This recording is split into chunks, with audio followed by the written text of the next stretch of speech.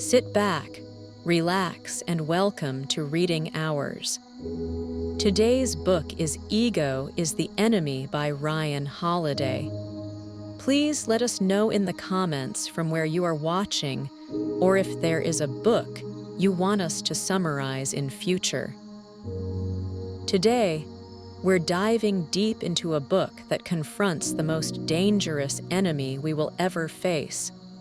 Not a rival, not a competitor, not an external obstacle, but the enemy within. We're talking about Ego is the Enemy by Ryan Holiday, a modern Stoic masterpiece that has become essential reading for leaders, artists, athletes, and anyone striving to achieve meaningful success.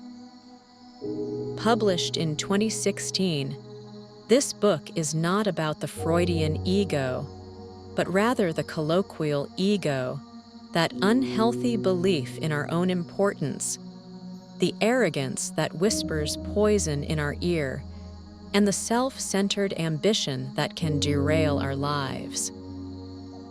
Holiday argues that this internal enemy is most dangerous not just when we fail, but at every stage of our journey, in our aspirations, in our successes, and in our failures.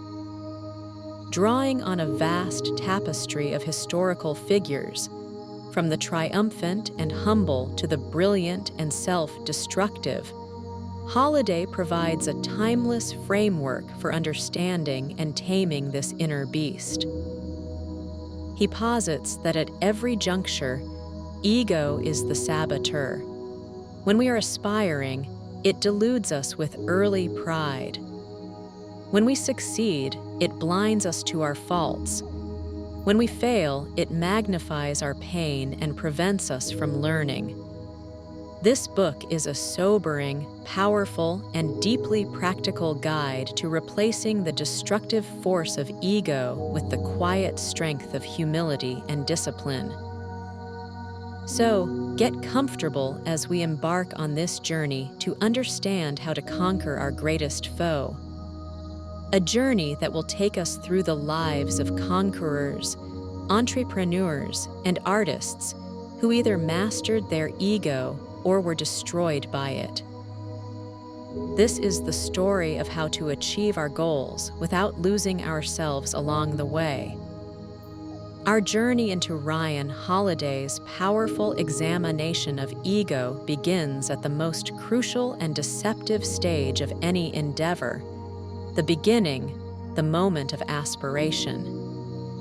It is here, before we have achieved anything of note, that the ego first begins its insidious work.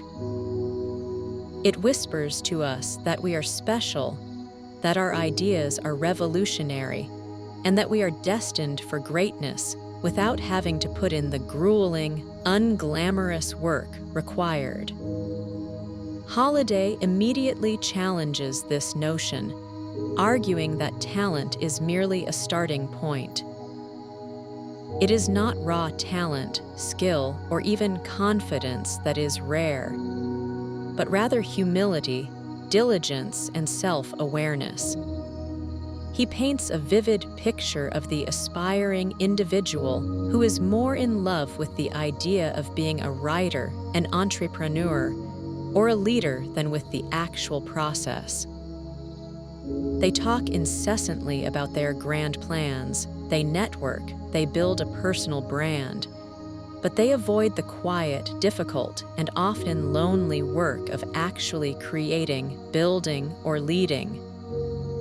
This, Holiday warns, is the first trap of ego. It confuses talking with doing. It makes us believe that because we have a brilliant idea, we are already halfway to success. Research shows that vocalizing our goals can trick our brain into feeling a sense of accomplishment, thereby depleting the very motivation we need to pursue them. The aspiring artist who boasts of the masterpiece they are about to paint is often the one who never picks up a brush. The would-be entrepreneur who describes their world-changing app at every party is often the one who never writes a single line of code. True aspiration, Holiday contends, is quiet. It is defined by action, not by words. It is the student who is too busy studying to talk about their future grades, the fighter who is too busy training to boast about the upcoming match. The ego seeks validation and status. True ambition seeks to learn and to grow, one iterative step at a time. It understands that greatness comes from humble beginnings, from grunt work, from being the least important person in the room until results change that reality. To illustrate this, Holiday introduces the concept of being a student. He argues that it is impossible to learn what you think you already know. The ego believes it is too good to be a student, that it is above mentorship, and that it can figure everything out on its own. This is a fatal delusion. Throughout history, the greatest figures were eternal students. They sought out mentors, they apprenticed under masters, and they were never too proud to admit what they didn't know. The legendary martial artist Frank Shamrock had a formula for this: to become great, a fighter needs someone better to learn from, someone lesser to teach, and someone equal to challenge themselves against. This system creates a continuous feedback loop that purges the ego. It forces us to confront our weaknesses, to solidify our knowledge by teaching it to others, and to test our skills against worthy opponents. The ego, on the other hand, isolates us. It tells us we are too good for feedback, too important to teach others, and too brilliant to need a challenge. This isolation breeds delusion and stagnation. The aspiring individual must actively fight this impulse. They must seek out criticism, embrace the discomfort of not knowing, and find joy in the process of learning. They must be willing to do the tasks that others deem beneath them, to sweep the floors, to make the copies, to be an apprentice in the truest sense of the word. It is in this humility, this willingness to be small, that the foundation for true and lasting success is built. The ego wants to skip the line, to take the shortcuts, to get the glory without the work. But as Holiday makes clear, there are no shortcuts on the path to mastery. There is only the work, the humility to learn, and the discipline to keep going when no one is watching. As we continue to explore the stage of aspiration, Ryan Holiday delves deeper into the critical distinction between being and doing. The ego is obsessed with being something. It wants the title, CEO, author, artist, without fully committing to the relentless doing that these roles require. To be a writer is not to have a business card that says writer. It is to sit down every single day and face the blank page, to wrestle with ideas, to edit, to rewrite, and to persevere through countless drafts. To be a leader is not to have a corner office and a fancy title. It is to handle the difficult conversations, to take responsibility for failure, and to empower others to succeed. The ego chases the glamorous image of success, but it shies away from the often brutal reality of the work. This is why so many talented individuals fail to reach their potential. They are seduced by a narrative of their own specialness, a story that ego whispers to them. This narrative is a dangerous comfort because it is divorced from reality.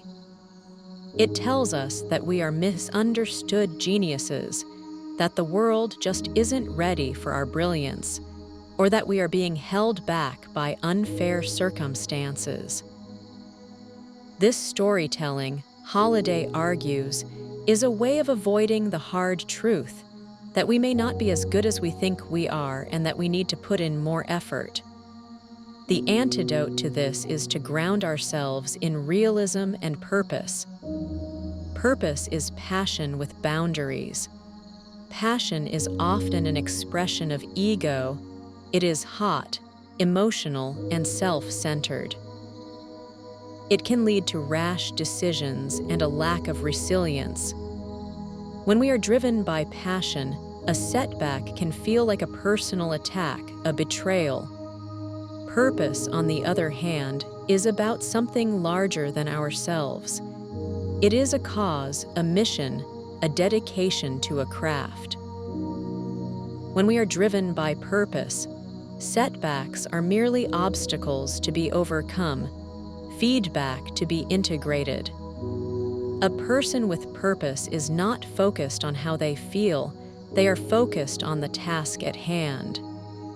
They are not seeking to be the star of the show, they are seeking to contribute to something meaningful.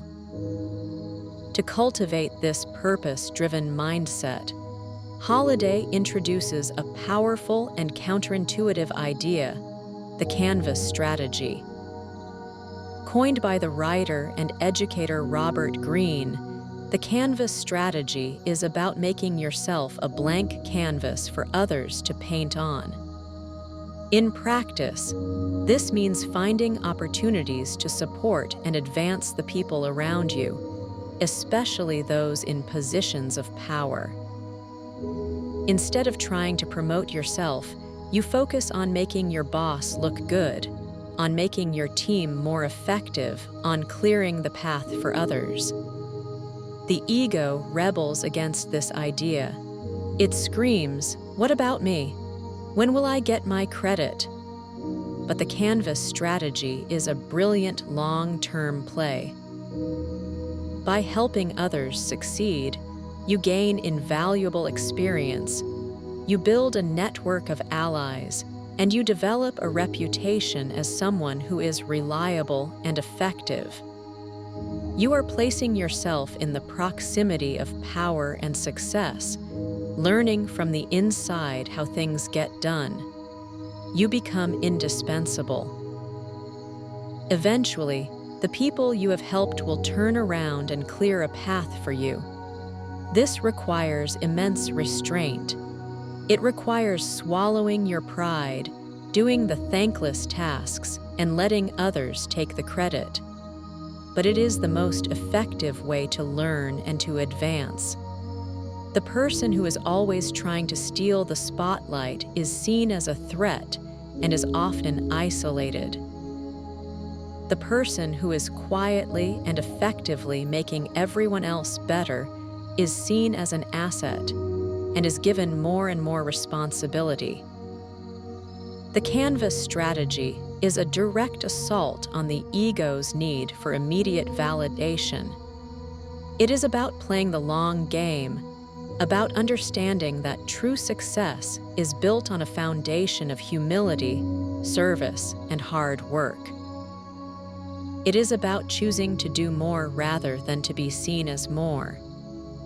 This is the path of the aspiring individual who is serious about their craft, who is willing to subordinate their own ego for the sake of their long-term goals.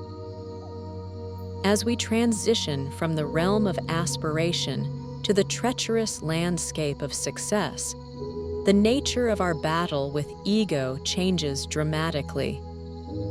The ego that was once a barrier to entry now becomes a saboteur from within. Success, whether it comes in the form of wealth, recognition, or power, is a powerful anesthetic. It can dull the self-awareness that was so crucial during our ascent. It can make us believe our own hype, our own press clippings, our own carefully crafted narratives.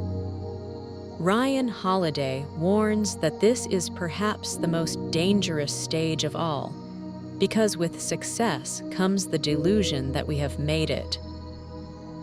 The ego tells us that the hard work is over, that we can now relax and enjoy the fruits of our labor.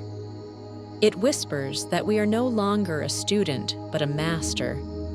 This, Holiday argues, is the beginning of the end. The moment we stop learning, we start declining. The skills and habits that brought us success are the very skills and habits that are needed to maintain it. Yet the ego convinces us that we are now above them. We become complacent, arrogant, and disconnected from the very reality that we worked so hard to conquer. The antidote to this poison is to consciously and deliberately remain a student. The Mongol conqueror Genghis Khan, for example, was one of the most successful military leaders in history precisely because he was a perpetual student. He was not a brilliant inventor or strategist in his own right, but he was the greatest learner of his time. When he conquered a new territory, he did not impose his own ways upon them.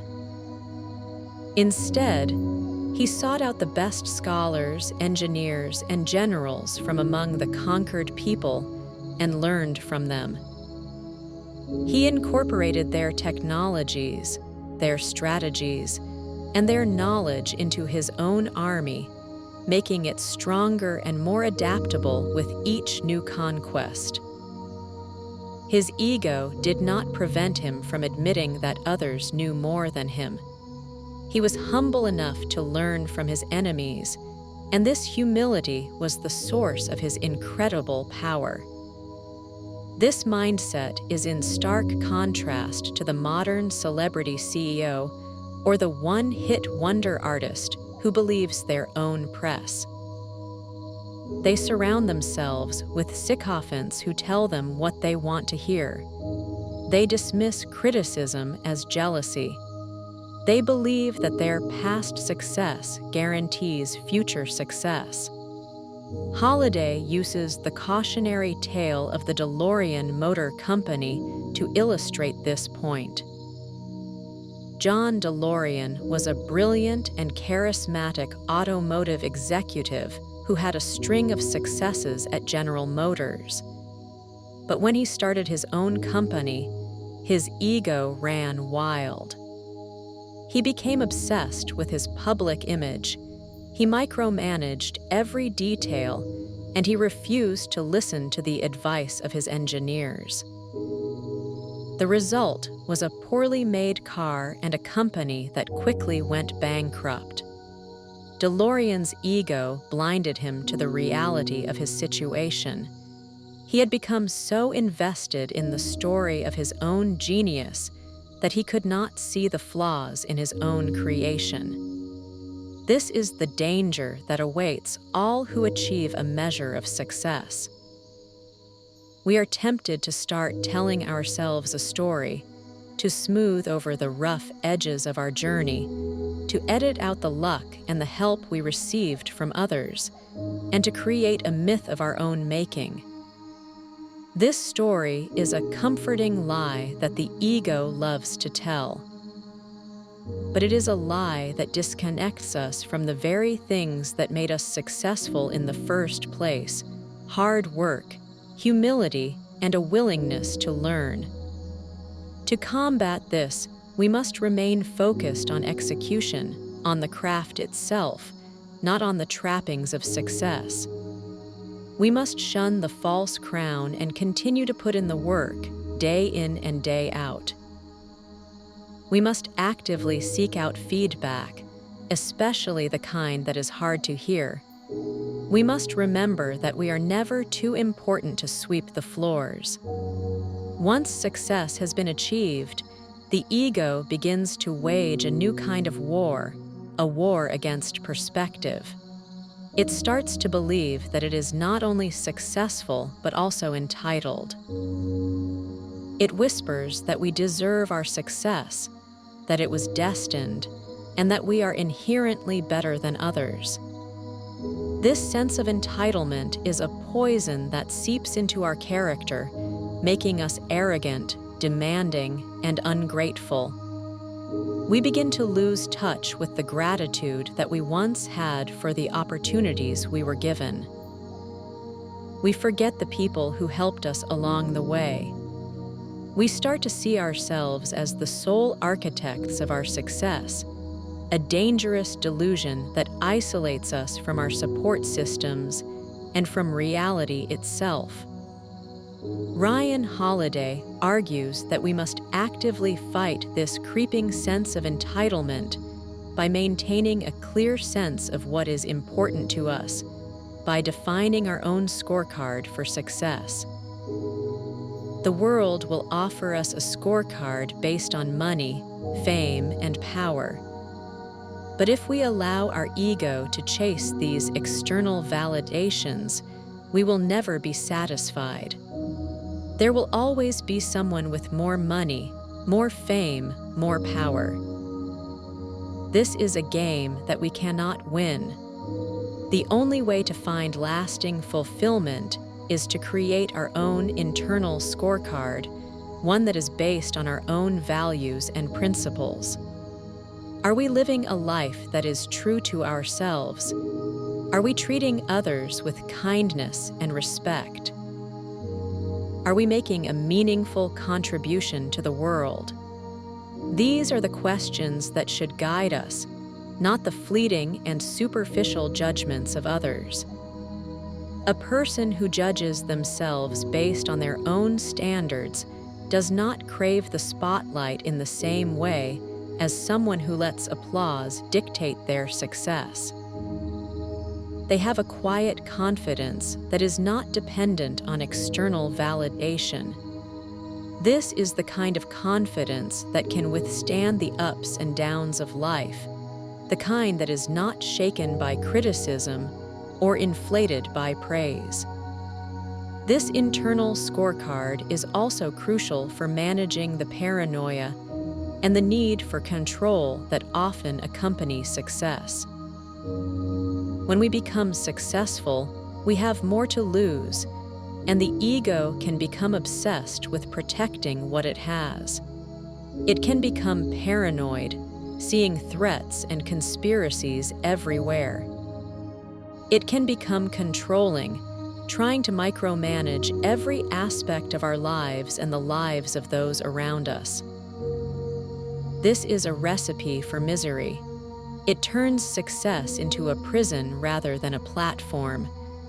To avoid this trap, we must learn to let go. We must trust the people we work with. We must delegate responsibility. We must accept that we cannot control everything. The legendary basketball coach John Wooden was a master of this. He was incredibly successful, winning 10 NCAA national championships in a 12-year period at UCLA. But he was not a micromanager. He focused on teaching his players the fundamentals of the game and the principles of good character. He empowered them to make their own decisions on the court. He understood that his job was to prepare them, not to control them. This approach not only led to incredible success, but also created a team culture of trust, respect, and shared responsibility. His ego did not need to be the center of attention. He found his fulfillment in the success of his players. This is the mark of a true leader, of someone who has conquered their ego. They are not focused on their own glory, but on the success of the team, the organization, the mission. They understand that their legacy is not what they have achieved for themselves, but what they have enabled others to achieve. This requires a profound shift in perspective, a shift from me to we, a shift that is only possible when we have tamed the selfish and insatiable demands of the ego. As our exploration of the perils of success continues, we must confront one of the most insidious ways that ego manifests, through the disease of me. This term, coined by the legendary basketball executive Pat Riley, describes the destructive force that emerges when individuals on a successful team start to prioritize their own personal glory over the success of the group. When a team first starts out, they are often united by a common goal. They are hungry, they are humble, and they are willing to do whatever it takes to win. But as success arrives, the ego begins to whisper in the ear of each individual player. It tells them that they are the real reason for the team's success, that they deserve more recognition, more money, more playing time. This individualistic mindset is a cancer that can destroy even the most talented of teams from within. Players start to compete with each other rather than with their opponents. They become resentful of their teammates' success. The focus shifts from the collective we to the selfish me. This is not just a problem in sports. It can be seen in business, in politics, in any organization where a group of people have achieved success together. The ego's hunger for credit is insatiable. It wants to be the star, the hero, the one who gets all the praise. But as Ryan Holiday reminds us, true and lasting success is almost always a team effort. No one achieves greatness alone. To fight the disease of me, leaders must constantly reinforce the importance of the team. They must celebrate collective achievements rather than individual ones. They must create a culture where everyone feels valued and where everyone understands that their individual success is tied to the success of the group. This requires a delicate balance between confidence and humility. Confidence is essential for success. It is the belief in our own abilities, the willingness to take risks, and the resilience to bounce back from setbacks. But ego is a perversion of confidence. It is an unhealthy and inflated belief in our own importance. Confidence is earned through hard work and real accomplishments. Ego is stolen. It is a sense of entitlement that is not based on reality. A confident person is open to feedback and willing to learn. An egotistical person is defensive and closed-minded. A confident person is able to celebrate the success of others. An egotistical person is threatened by it. The challenge for anyone who is successful is to maintain their confidence without letting it curdle into ego. This requires constant self-awareness and a commitment to staying grounded. It means surrounding ourselves with people who will tell us the truth, even when it is hard to hear. It means never forgetting where we came from and the people who helped us get there. It means finding our identity in something more than just our accomplishments. If our sense of self-worth is entirely tied to our success, then we are incredibly fragile. A single failure, a single setback, can shatter our entire world. But if our sense of self-worth is based on our character, our values, and our commitment to a purpose larger than ourselves, then we have a foundation that can withstand any storm. This is the ultimate defense against the disease of me. It is the understanding that our true value lies not in what we have achieved for ourselves, but in who we are and what we contribute to the world around us. This is a lesson that the ego can never understand, a lesson that can only be learned through humility, self-awareness, and a constant effort to keep our own self-importance in check. No matter how successful we become, failure is an inevitable part of life. It is in these moments of adversity, when our world seems to be crumbling around us, that the ego reveals its most destructive and debilitating nature. When we fail, the ego has two primary responses, both of which are incredibly damaging. The first is to deny, to deflect, to blame. The ego cannot handle the blow to its self-image that comes with failure. So it creates a narrative in which the failure was not our fault. It was the economy, it was an unfair competitor, it was a disloyal employee. It was anyone's fault but our own. This response is a form of self-preservation for the ego, but it is a death blow to learning and growth.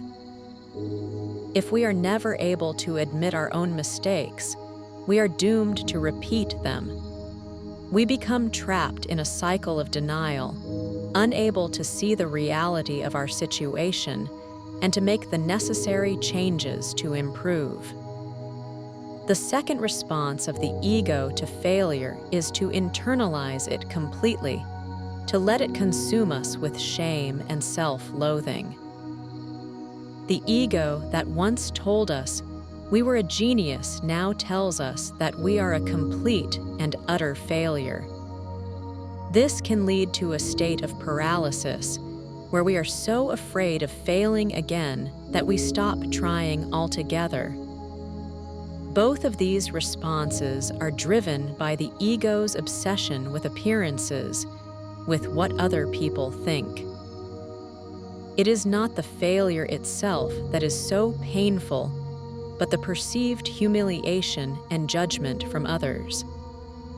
Ryan Holiday argues that the only way to navigate failure successfully is to detach ourselves from these outcomes.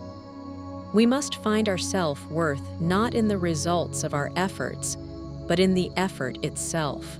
The Stoic philosophers had a concept for this, the idea that we should focus only on what is within our control. We can control our effort, our attitude, and our response to events. We cannot control the outcome. We can do our best. We can work as hard as possible, but in the end, the result is not entirely up to us. When we embrace this mindset, failure loses its sting. It is no longer a judgment on our character, but simply feedback. It is an opportunity to learn, to grow, and to become stronger. The great inventor Thomas Edison embodied this spirit. He famously said, "I have not failed. I've just found 10,000 ways that won't work." His ego was not tied to the success of any single experiment. His identity was that of a learner, an experimenter, someone who was relentlessly curious. This allowed him to persevere through countless failures on his way to creating some of the most important inventions in history. To cultivate this resilience, we must maintain our own scorecard. We must not let the world's definition of success and failure become our own. For the ego, failure is the end of the story. For the humble and resilient individual, it is simply a plot twist. It is a chance to start over, to rebuild, to come back stronger and smarter than before. This requires what Holiday calls alive time versus dead time. When faced with a setback, a job loss, a failed business, a personal crisis, we have a choice. We can choose dead time, where we wallow in self-pity, blame others, and do nothing to improve our situation. Or we can choose alive time, where we use the setback as an opportunity to learn, to study, to train, to get better. The civil rights leader Malcolm X is a powerful example of this. When he was sent to prison, he could have chosen dead time. Instead, he chose alive time. He used his time in prison to read voraciously, to educate himself, to transform himself from a street criminal into one of the most powerful and articulate voices of his generation. He did not let his failure define him.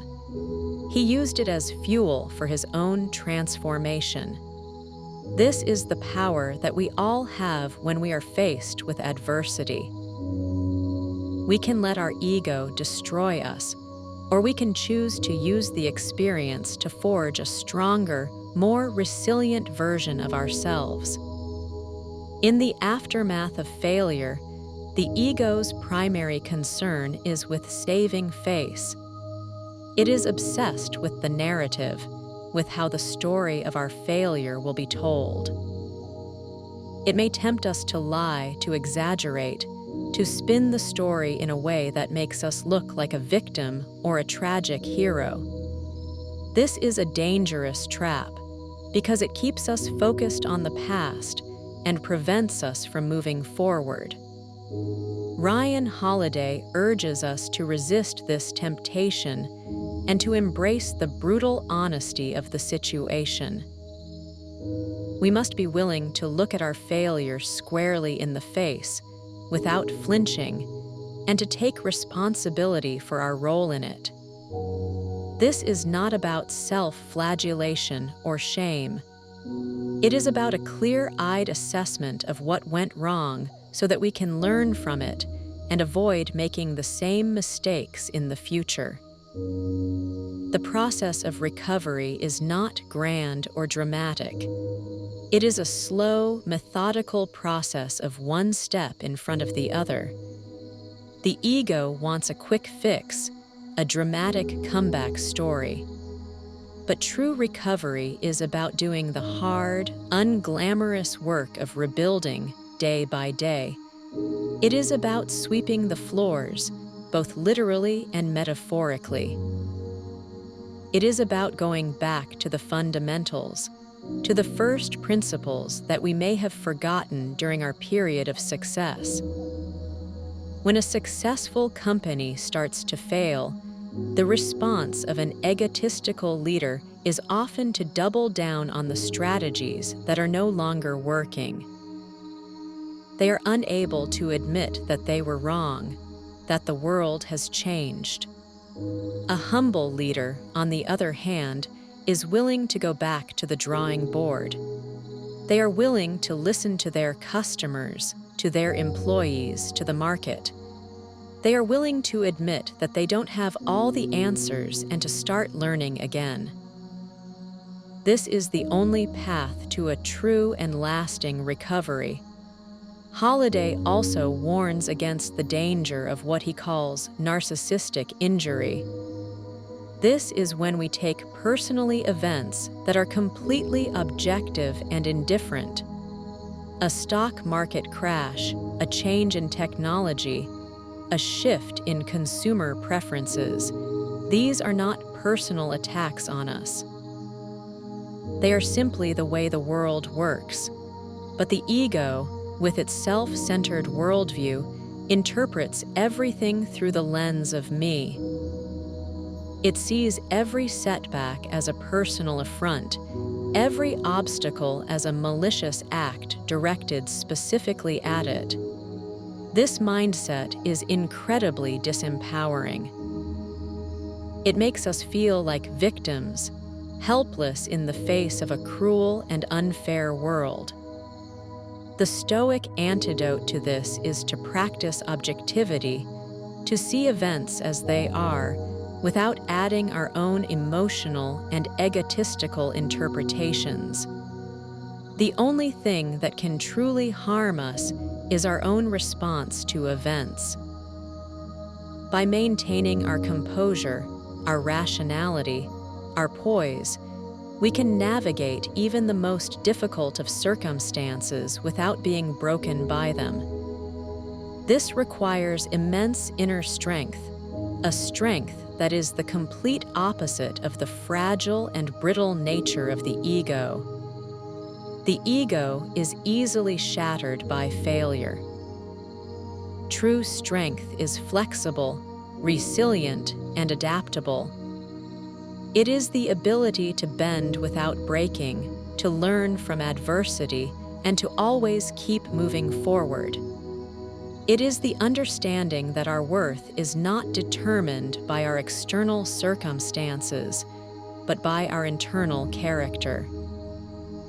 This is a lesson that is forged in the crucible of failure, a lesson that can only be learned when we have the humility to let go of our ego and to embrace the difficult but ultimately rewarding process of growth and recovery.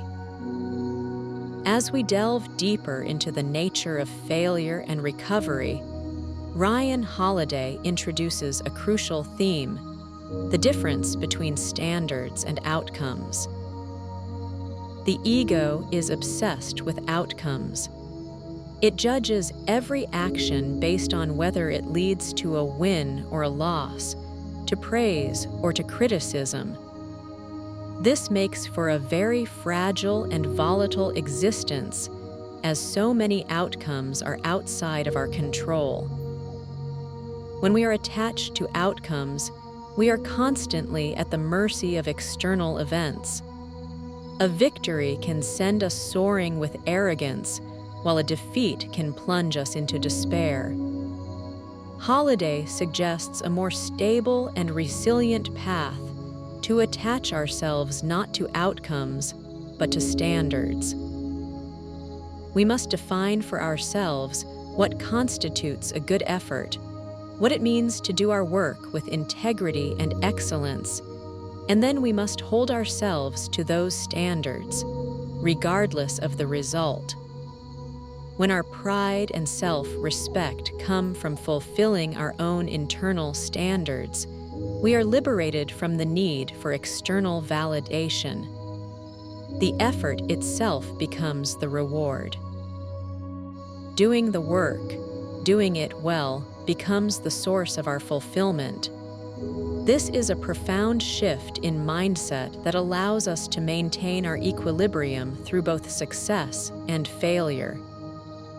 When we succeed, we can take satisfaction in a job well done without letting it go to our heads. When we fail, we can still hold our heads high, knowing that we gave it our best effort. This is the mindset of the true professional, the true artist, the true master of their craft. They are not in it for the applause, they are in it for the work itself. This focus on standards also helps us to deal with the inevitable indifference of the world. It is a hard truth that after laboring intensely on a project, after pouring our heart and soul into something, the world may simply not care. Our book may not sell, our product may not find a market, our art may go unnoticed. For the ego, this is a devastating blow. It craves recognition, and when it is met with indifference, it can lead to bitterness and resentment. But for the person who is focused on their own standards, this indifference is less painful. They did not do the work for the recognition. They did it to meet their own standards of excellence. The satisfaction comes from the act of creation itself, from the knowledge that they did their best work. This does not mean that we should not strive for success. It means that we should not let our definition of success be entirely dependent on the whims of the public. The writer who measures their success by the quality of their prose rather than the number of copies sold is more likely to endure for the long haul. The entrepreneur who measures their success by the quality of their product rather than their valuation is more likely to build something of lasting value. This is a form of inner resilience, a way of protecting our creative spirit from the often harsh realities of the world. It is a way of ensuring that we can continue to do our work, to pursue our purpose, even when the world is not paying attention. It is a quiet confidence that comes from knowing that we have done our best, and that, in the end, is enough. Throughout Ego is the Enemy, Ryan Holiday consistently brings us back to the power of the present moment, the importance of focusing on the task directly in front of us, rather than being consumed by grand visions of the future or the haunting ghosts of the past. The ego loves to live in these other realms.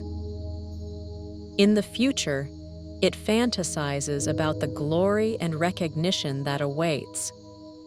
In the past, it either basks in the glow of past successes or ruminates on past failures and injustices. Both of these tendencies are a distraction from the only place where we can actually make a difference, the here and now. The work is what matters. The single step, the single sentence, the single decision that we are facing in this moment. Greatness is not the result of one single heroic act. It is the cumulative effect of thousands of small, disciplined, and focused efforts. The ego dislikes this reality because it is unglamorous. It wants the highlight reel, not the endless hours of practice. But as Holiday makes clear, the practice is the path. The process is the prize. By focusing on the small, manageable tasks in front of us, we can make progress on even the most daunting of goals. This is the principle behind the Stoic practice of amor fati, or love of fate. It is the idea that we should not only accept, but embrace everything that happens to us, both good and bad. When we are faced with an obstacle, we should not see it as a misfortune, but as an opportunity. An opportunity to practice patience, to practice creativity, to practice resilience. Every moment, no matter how difficult, becomes a training ground for our character.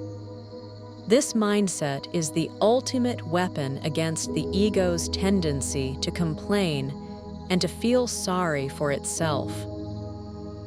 The ego believes that it is entitled to a smooth and easy path. When it encounters difficulties, it sees them as an injustice. The Stoic, on the other hand, sees them as an inevitable and even welcome part of life.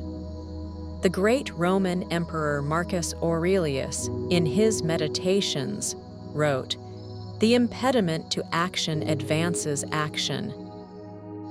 What stands in the way becomes the way." This is the essence of turning obstacles into opportunities. It is a form of mental alchemy that can transform even the worst of circumstances into a source of strength and wisdom. This is not a passive acceptance of our fate. It is an active and engaged approach to life, one in which we are constantly looking for ways to learn and to grow from our experiences. It is the understanding that the quality of our life is not determined by what happens to us, but by how we respond to what happens to us. This is a power that no one can ever take away from us. It is the source of our inner freedom. When we are no longer afraid of failure, when we no longer crave success, when we are focused simply on doing our best in the present moment, we are truly free. We are free from the tyranny of our own ego, free to pursue our purpose with a sense of calm, clarity, and unwavering resolve. This is the ultimate goal of the Stoic path, the ultimate victory in the war against the ego. It is the realization that the journey itself is the destination, and that every step along the way is an opportunity to live a life of virtue, purpose, and meaning. As we come to the end of our deep dive into ego is the enemy, we are left with a final, powerful metaphor, the idea that managing our ego is like sweeping the floor. It is not something that we do once and are done with. It is a daily practice, a constant vigilance. The dust of ego, the pride, the arrogance, the self-centeredness is always accumulating. Every day we must pick up the broom and sweep it clean. Just because we were humble yesterday does not mean that we will be humble today. The battle against the ego is never permanently won. It is a lifelong commitment, a continuous process of self-awareness and self-correction. This may sound like a grim and arduous task, but Ryan Holiday presents it as a liberating one. When we accept that the struggle against ego is a permanent part of the human condition, we can let go of the need to be perfect. We can forgive ourselves for our occasional lapses into arrogance or self-pity. We can simply pick up the broom and start sweeping again.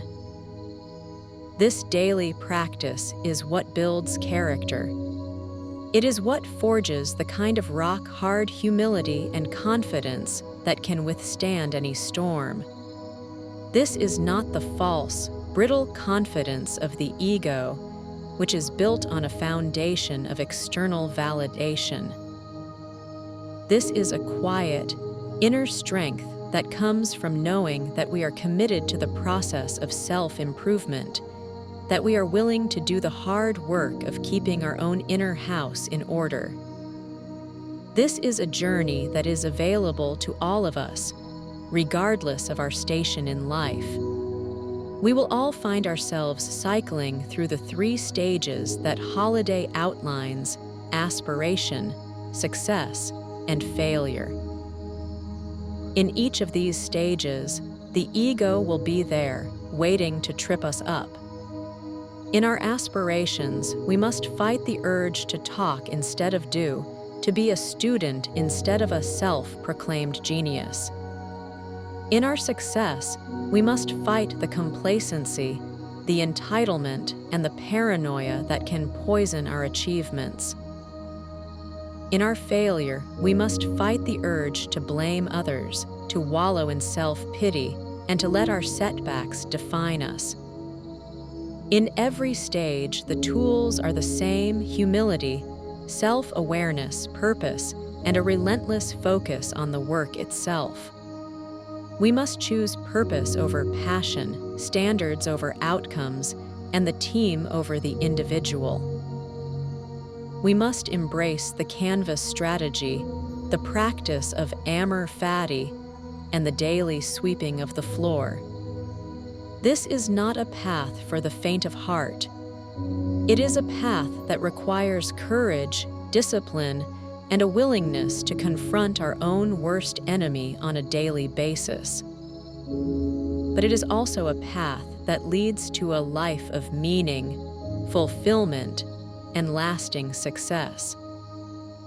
It is a path that liberates us from the endless and exhausting pursuit of external validation and connects us to something deeper and more enduring, a commitment to being the best version of ourselves, not for the sake of applause or recognition, but for the sake of the work itself, and for the quiet satisfaction of knowing that we are living a life that is true to our own highest principles. The final lesson of ego is the enemy is that the greatest victory we can ever achieve is not over a competitor or an obstacle, but over ourselves. In conclusion, Ego is the Enemy is more than just a book. It is a manual for life. Ryan Holiday provides a timeless and universal framework for navigating the complexities of ambition, success, and failure. By weaving together the wisdom of the Stoics with compelling stories from history, he makes a powerful case that the greatest obstacle to our own happiness and success is not the world outside, but the ego within. The book's enduring impact lies in its practicality. It does not offer easy answers or quick fixes, but rather a set of principles and practices that can be applied on a daily basis to cultivate a life of humility, purpose, and resilience. In an age that often glorifies shameless self-promotion and the cult of personality, Holiday's message is a much-needed and sobering reminder that true greatness is quiet, disciplined, and rooted in a commitment to something larger than ourselves.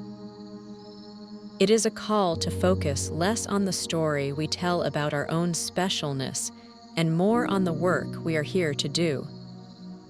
For anyone looking to achieve meaningful success, to lead a life of purpose, and to conquer the inner enemy that holds us back, Ego is the Enemy is an indispensable guide.